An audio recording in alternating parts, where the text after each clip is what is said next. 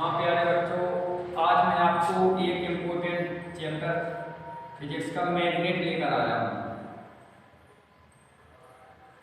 ये पहली यूनिट जो होती है विद्युत बल होता है, दूसरी यूनिट विद्युत विभव, तीसरी यूनिट सरल परपथ होता है। सरल परपथ के बाद सबसे इम्पोर्टेंट टॉपिक चुंबक मैग्नेट होती है।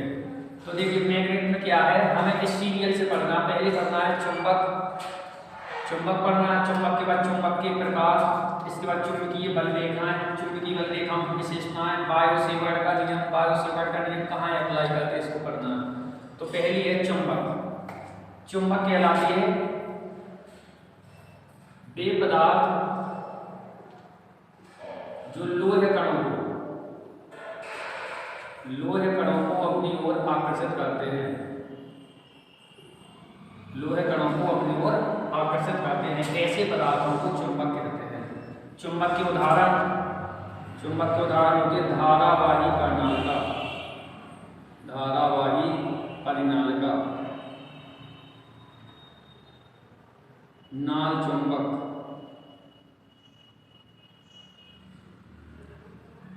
दंड चुंबक।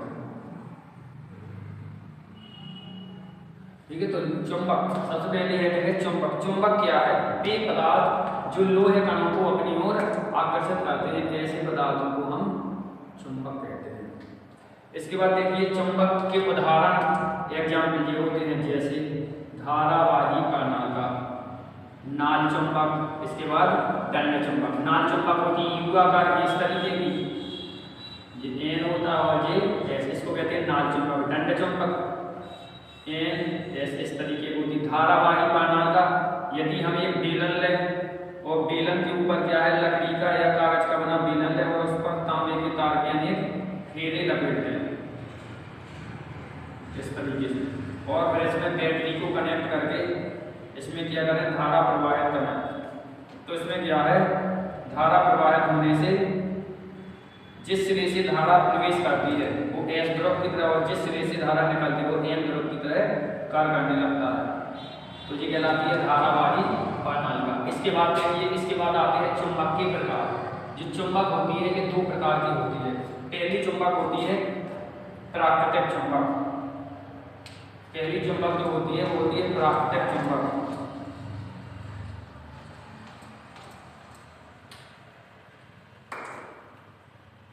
प्राकृतिक चुंबक। दूसरी चुंबक होती है कृत्रिम चुंबक।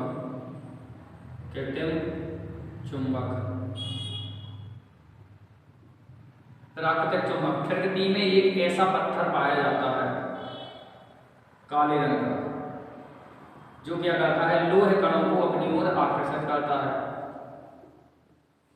इस काले रंग के पत्थर को प्राकृतिक चुंबक कहते हैं। ये लोहे का अयस्क होता है मैग्नेटाइट Fe3O4। लेकिन वास्तव में क्या है, प्राकृतिक चुंबक की जो चुंबकीय शक्ति होती है वो बहुत कम होती है। इसलिए इसकी चुंबकीय शक्ति बढ़ाने के लिए क्या है, कृत्रिम चुंबक का निर्माण किया गया। तो ऐसे चुंबक जो कृत्रिम विधियों से बनाए जाते हैं, ऐसे चुंबक को कृत्रिम चुंबक कहते हैं। जैसे धारावाही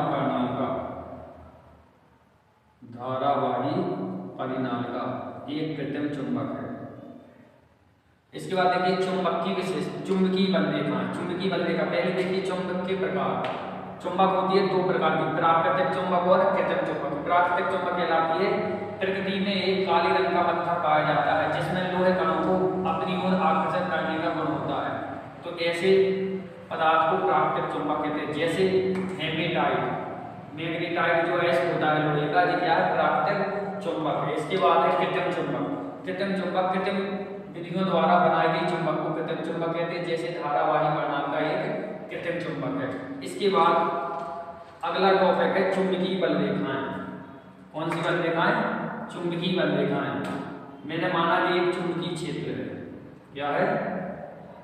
चुंबकीय क्षेत्र है। फिर क्या करें, यहाँ पे चुंबकीय बल रेखाएं खींचे। क्या करें, काल्पनिक बल रेखाएं खींचे कंपास सुई की सहायता से।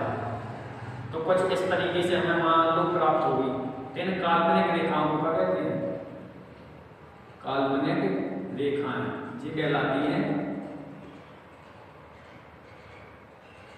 चुंबकीय बल रेखाएं। यानी चुंबकीय क्षेत्र में में खींची गई काल्पनिक रेखाएं चुंबकीय बल रेखाएं कहलाती हैं। इनको खींचने के लिए क्या करते हैं अपन, दो ध्रुव N और S रखते हैं। फिर क्या करते हैं, इसके नीचे बुरादा फैला देते हैं लोहा का, इसके ऊपर एक सफेद कागज चिपका देते हैं, इसके ऊपर कंपास सुई क्या है, इसके ऊपर गति करा दें। तो कंपास सुई जिस दिशा में विक्षेपित होती है वहाँ क्या करते हैं, निशान लगाते जाते हैं। तो इस तरीके से हमें क्या होता है, चुंबकीय बल रेखाएं प्राप्त होती है। तो N से S की ओर यहाँ सामान्यता प्राप्त होगी, तो चुंबकीय बल रेखा नहीं कहलाती। चुंबकीय क्षेत्र में खींची गई वे काल्पनिक रेखाएं जो चुंबकीय क्षेत्र की दिशा को बताती हैं, ऐसी रेखाएं चुंबकीय बल रेखाएं कहलाती हैं। इसके बाद है विशेषताएं, चुंबकीय बल रेखाओं की विशेषताएं। तो पहली विशेषता होती है चुंबकीय बल रेखा की, जहां पर चुंबकीय बल रेखाएं पास पास होती हैं वहां पर चुंबकीय क्षेत्र प्रबल होता है, चुंबकीय क्षेत्र की प्रबलता की जानकारी प्राप्त होती है। और जहां पर चुंबकीय बल रेखाएं दूर दूर होती हैं वहां पर चुंबकीय क्षेत्र कैसा होता है, दुर्बल होता है। जहां पर चुंबकीय बल रेखाएं एक दूसरे के समांतर और समान दूरी पर होती हैं वहां चुंबकीय क्षेत्र एक समान होता है। और जहां पर चुंबकीय बल रेखाएं खींचे तो क्या है, असमान दूरी पर हो, कहीं पास पास हो कहीं क्या हो, दूर दूर हो, तो वहां पर चुंबकीय क्षेत्र कैसा होता है, असमान होता है। यदि चुंबकीय बल रेखाएं पास पास हैं तो वहां पर चुंबकीय क्षेत्र जो होता है वो प्रबल होता है। और यदि चुंबकीय बल रेखा क्या है, समान दूरी पे और दूर दूर है तो वहां पर चुंबकीय क्षेत्र दुर्बल होता है। यदि चुंबकीय बल रेखाएं एक दूसरे के समांतर तथा समान दूरी पे तो वहां पर चुंबकीय क्षेत्र एक समान होता है। जहां पर चुंबकीय बल रेखाएं कहीं पे पास पास और कहीं पर दूर दूर होती है तो ऐसा वहां पर चुंबकीय क्षेत्र क्या होता है, असमान होता है। तो इससे कितने 3 पॉइंट 4 पॉइंट निकल आते हैं। इसके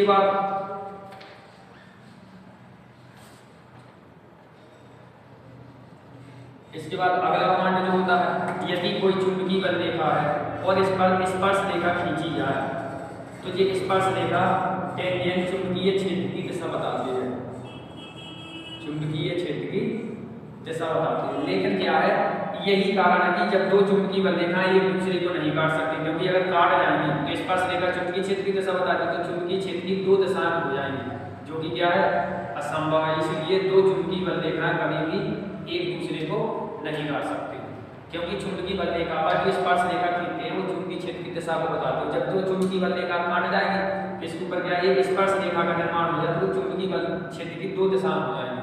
और चुंबकीय क्षेत्र की दो दिशाएं असंभव है, क्योंकि एक दिशा होती है N से S की ओर या S से N की ओर। इसके बाद है बायो तथा सेवर्ट का नियम।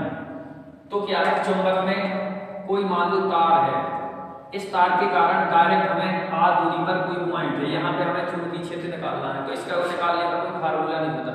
तो बायो सेवर्ट ने एक नियम दिया था और फिर इस नियम का यूज करके हम कई आकृतियों की चुंबकीय क्षेत्र की तीव्रता ज्ञात कर लेते हैं। तो माना एक तार है तो यहाँ पे अल्पांश के कारण जो चुंबकीय क्षेत्र की तीव्रता निकालते हैं वो बायो सेवर्ट के नियम से निकालते हैं। इसमें एक अल्पांश है, इसमें I धारा ऊपर की ओर बह रही है।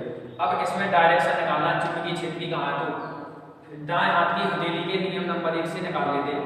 अंगूठे को बांध देते हैं धारा की दिशा में, उंगलियों को उस बिंदु पर डाल देते हैं जहां चुंबकीय क्षेत्र को निकालना है। तो फिर हथेली को धक्का देने की दिशा चुंबकीय क्षेत्र की दिशा होती है। तो यहाँ पर चुंबकीय क्षेत्र की दिशा कागज के तल के लंबवत अंदर की ओर होगी। अब अल्पांश की लंबाई dl है, अल्पांश की लंबाई dl है। हमने क्या किया, यहाँ पर P पॉइंट पे निकालना है, तो यहाँ पर जो कोण बन रहा है कितना है, थीटा है।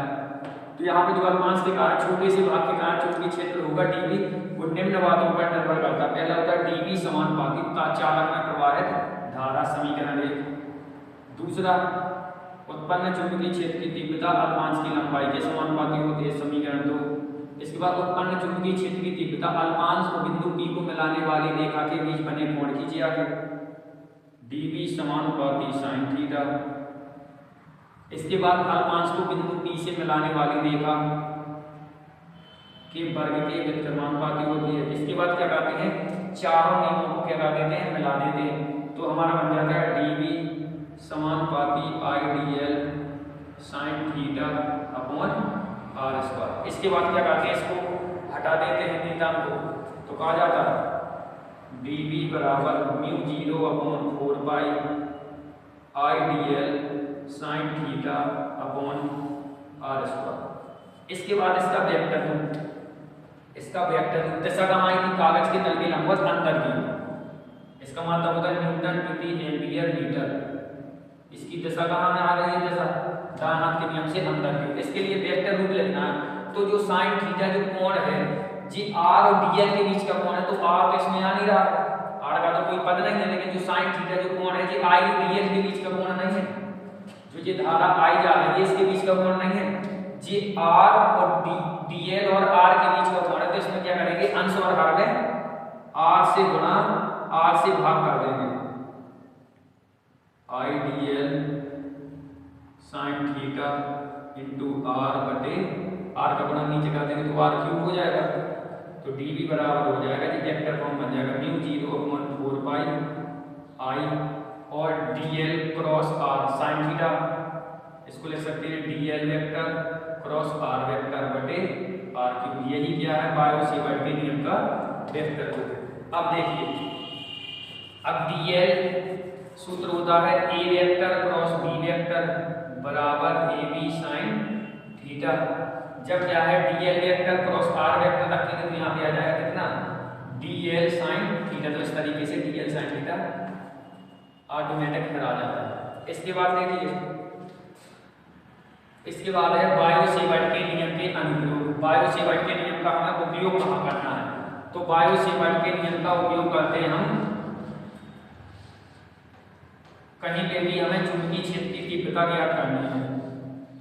मान लो एक वृत्ताकार लूप है, क्या है, एक वृत्ताकार लूप है, इसमें आई धारा बह रही है, इसकी त्रिज्या ए है, हमें इसके केंद्र से चुंबकीय क्षेत्र की तीव्रता ज्ञात करनी है। तो फिर बायो-सेवर्ट के नियम से क्या करेंगे, पहले अल्पांश के कारण निकालेंगे, क्योंकि अल्पांश के कारण हम जानते हैं, बायो-सेवर्ट का नियम लगाएंगे तो अल्पांश के कारण निकालेंगे, फिर इसका करेंगे इंटीग्रेशन, तो पूरी लूप कवर हो जाएगी। तो लूप के कारण केंद्र पे निकालेंगे, पहले लूप के कारण कहाँ निकालेंगे, केंद्र पर अल्पांश के कारण निकालेंगे, माना अल्पांश डीएल है, तो पहले अल्पांश के कारण निकालेंगे तो क्या हो जाएगा, डीवी बराबर mu 0/4 pi I into DL sine theta. Theta कितना हो जाएगा, आर और डीएल के बीच का कोण जी आर है, आर है, ए और डीएल के बीच का कोण 90 हो जाएगा, तो यहाँ हो जाएगा साइन 90 अपॉन दूरी कितनी है ए है, तो यहाँ हो जाएगा ए स्क्वायर। साइन 90 का मान हो जाएगा ये, तो डीवी बराबर हो जाएगा mu 0/4 pi I into DL upon A square. जी तो निकाला है छोटे से पार्ट डीएल के कारण, अब निकालना है पूरी लूप के कारण, तो संपूर्ण लूप के कारण, संपूर्ण लूप के कारण। तो इसका इंटीग्रेशन करते हैं, v इंटीग्रेशन dv, v बराबर इंटीग्रेशन dv का मान म्यू 0/4 पाई आई डीएल अपॉन ए स्क्वायर। जी अचर पद हो जाएगा म्यू 0/4 पाई आई अपॉन ए स्क्वायर डीएल। डीएल का इंटीग्रेशन कितना हो जाएगा, छोटा सा भाग डीएल पूरी बात थी 2 पाई आर को यहाँ पर रख देंगे, तो म्यू 0/4 पाई आई अपॉन ए स्क्वायर। डीएल का मान हो जाएगा 2 पाई ए से ए कट जाएगा, पाई से पाई कट जाएगा, 2 से 2 तो ये आ जाएगा म्यू 0/2 आई बटे ए, यानी चुंबकीय क्षेत्र का तीव्रता का सूत्र हो जाएगा म्यू 0/2 आई बटे ए और मात्रा किसका हो जाएगा न्यूटन प्रति एम्पियर मीटर। इसके बाद होती है दिशा, डेरिवेशन कोई भी निकालो का निकालते हैं दिशा, तो इसको क्या करेंगे, मैक्सवेल के कार्य नियम से निकालेंगे। पेंचकस को क्या करेंगे, धारा की दिशा में घुमाएंगे, तो इसकी नोक जिस साइड जाएगी वो काय की दिशा होगी, चुंबकीय क्षेत्र की। तो ऐसे घुमाएंगे तो नोक क्या होगी, बाहर की तरफ आएगी, तो चुंबकीय क्षेत्र की दिशा कहाँ हो जाएगी, बाहर की ओर हो जाएगी। इसके बाद में अगले वीडियो में लेकर आऊंगा बायो-सेवर्ट के नियम का दूसरा रूप। अभी मैंने निकाला केंद्र पर, अगली बार में लेके आऊंगा अक्ष पर चुंबकीय क्षेत्र कैसे निकालें। Thank you.